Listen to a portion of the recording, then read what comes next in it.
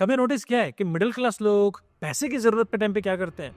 अपनी best investment तोड़ देते हैं। अरे इमरजेंसी आई, स्टॉक तोड़ दो, म्यूचुअल फंड्स तोड़ दो, और उसके बाद ना कुछ टाइम के बाद बोलते हैं यार लाइफ में ना कंपाउंडिंग बनी नहीं। पर एक सवाल है जो शायद आपने अपने आप से कभी नहीं पूछा। सोचो, आपको 5-7 साल हो गए हैं, इन्वेस्टमेंट चल रही है, मान लीजिए म्यूचुअल फंड में चल रही है और आप बढ़िया तरीके से इन्वेस्टमेंट चल रहा है। 5-7 साल बाद एक जरूरत आई, आपको बिजनेस शुरू करने की इच्छा हुई, आपका फैमिली में इमरजेंसी आई, कुछ भी आया, आपने क्या सोचा? या स्टॉक्स हैं निकाल देते हैं, म्यूचुअल फंड है तोड़ देते हैं, या फिर पर्सनल लोन ले लेते हैं। स्टॉक म्यूचुअल फंड तोड़े तो भाई कैपिटल गेन टैक्स भी लगेगा, रिग्रेट भी होगा और कंपाउंडिंग का ब्रूटल मर्डर। और अगर पर्सनल लोन लिया तो बॉस ईएमआई और इंटरेस्ट तो हाई फाई हाई है उसका, है ना। एक्चुअली प्रॉब्लम पैसों की नहीं है, डिसीजन की है। But if I tell you कि इन पैसों के लिए आपको अपनी इन्वेस्टमेंट तोड़ने की जरूरत ही नहीं। एक रेगुलेटेड प्रोडक्ट है इंडिया में, लोन अगेंस्ट म्यूचुअल फंड्स, जिसमें आपका पैसा आपके पास रहेगा, जिसमें आपके म्यूचुअल फंड्स आपके पास रहेंगे, आपका डिविडेंड उनमें आता रहेगा, आपके इंटरेस्ट उन पे आता रहेगा, कंपाउंडिंग आपको मिलती रहेगी, आपके ही नाम पे म्यूचुअल फंड्स रहेंगे, बस वो प्लेज हो जाएंगे और आपको सारा बेनिफिट आपके पास आता रहेगा। मतलब कैपिटल गेन टैक्स भी जीरो उस समय पे। और लोन का स्ट्रक्चर भी डिफरेंट है पर्सनल लोन से। जहां पर्सनल लोन पूरे अमाउंट पे इंटरेस्ट चार्ज करता है, वहीं ये ओवरड्राफ्ट की तरह काम करता है। मान लो आपने 5 लाख की जरूरत पड़ी, आपने 5 लाख का प्लेज करके पैसे ले लिए, मगर आपने यूज केवल 2 ही लाख करे हैं, 3 लाख अभी वहीं रखे हुए हैं, तो आपके पास 2 लाख के ऊपर ही आपका इंटरेस्ट लगेगा। इससे पहले कि आगे बढ़े, आप बताना कभी आपने सेल किया है अपना म्यूचुअल फंड या फिर stocks for the emergency? Sold और borrow, do mention in the comment section. और अब आगे बढ़ते हुए ये देखते हैं कि प्रोसेस कितना सिंपल है यार।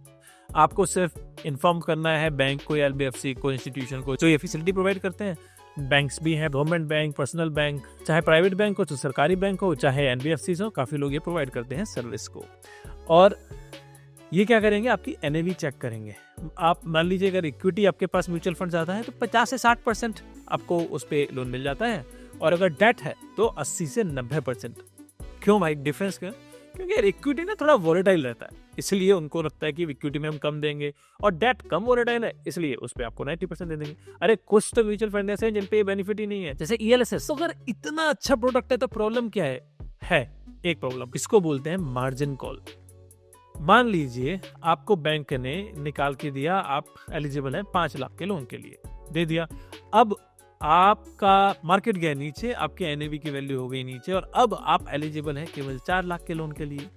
तो भाई 1 लाख का लोन का क्या हो? या तो आपको और अपने यूनिट प्लेज करने पड़ेंगे, या फिर आप 1 लाख रुपए वापस कर देंगे। मगर इन दोनों में से कुछ नहीं किया ना दोस्त, तो ये जो प्लेज किया है अपने लीन मार्क है, वो कंपनी आपका ये पैसा बेच सकती है। अब लीन कैसे मार्क होता है? आपने बैंक को, एनबीएफसी को इन्फॉर्मेशन दी थी, बैंक के एनबीएफसी जो आपका अकाउंट खोलता है, एनबीएफसी दूसरे तरीके से अकाउंट खोलता है, उसके बाद यहाँ से आपकी इन्फॉर्मेशन जाती है कैम्स या केफिनटेक जैसे कंपनीज के पास, जिनके पास एक्चुअली आपके म्यूचुअल फंड्स हैं, और वहाँ वो आपका लीन मार्क कर देते हैं, जिससे आप एक चीज नहीं कर सकते, बस अपना म्यूचुअल फंड बेच नहीं सकते, रिडीम नहीं कर सकते, जब तक आपने प्लेज नहीं छुड़वाया।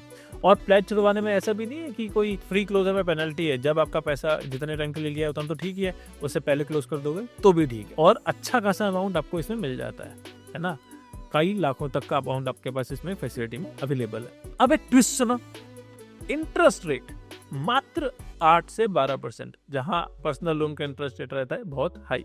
यानी कि एक तरफ तो ओवरड्राफ्ट पे चल रहा है, यहाँ पर्सनल लोन पूरा दे रहा है, दूसरा यहाँ पर इंटरेस्ट रेट भी कर रहा है, और प्री क्लोजर का भी कोई कहानी चार्जेस है नहीं।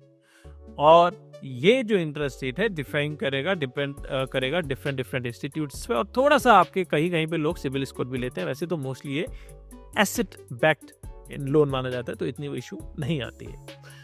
अब इम्पोर्टेंट बात क्या है, इस पूरी वीडियो का पर्पस ये नहीं है कि आप लोन लेने चले जाए। भाई ये लोन इसलिए नहीं लेना है कि आईफोन खरीदना है ना। ये लोन तब लेना है जब जरूरत है। मगर 2 तरफ लोग खड़े हैं, एक तरफ जहां जरूरत आने पे लोग एसेट बेच देते हैं, दूसरी तरफ जहां जरूरत आने पे लोग एसेट को सही तरीके से यूज करते हैं। डिसीजन आपका है।